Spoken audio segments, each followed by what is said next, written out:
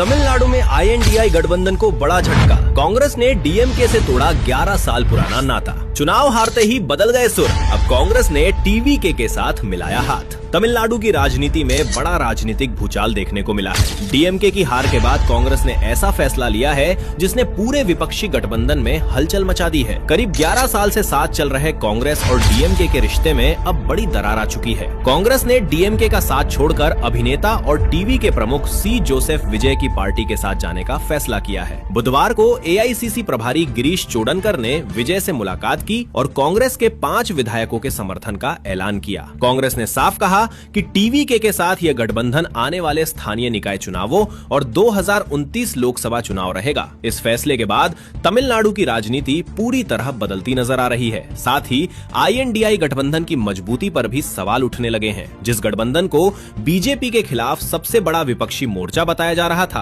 अब उसी गठबंधन के सहयोगी एक दूसरे से दूर होते दिखाई दे रहे हैं। डीएमके नेताओं ने कांग्रेस के इस कदम पर नाराजगी जताई है। उन्होंने इसे पीठ में छुरा घोंपने जैसा फैसला बताया।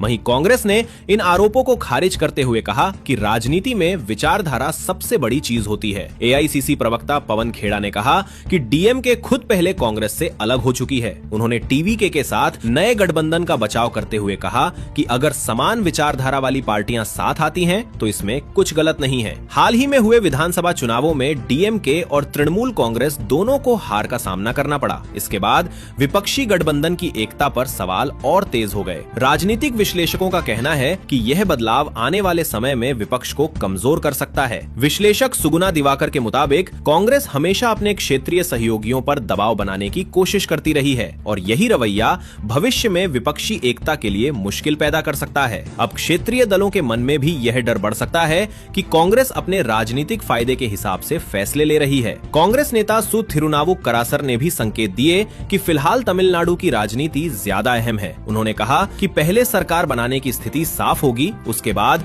इंडिया गठबंधन पर चर्चा की जाएगी। इस पूरे घटनाक्रम के बाद कांग्रेस लगातार नए राजनीतिक समीकरण साधने में जुटी हुई दिखाई दे रही है। रिपोर्ट्स के मुताबिक राहुल गांधी ने चुनाव नतीजों के बाद डीएमके प्रमुख एमके स्टालिन और विजय दोनों से संपर्क किया। यानी कांग्रेस एक तरफ विपक्षी एकता बनाए रखना चाहती है तो दूसरी तरफ तमिलनाडु में नई राजनीतिक जमीन भी तैयार कर रही है। अब आने वाले समय में यह देखना अहम होगा कि यह नया गठबंधन तमिलनाडु की राजनीति में कितना बड़ा असर डालता है और क्या आईएनडीआई गठबंधन इस झटके से उबर पाएगा या नहीं।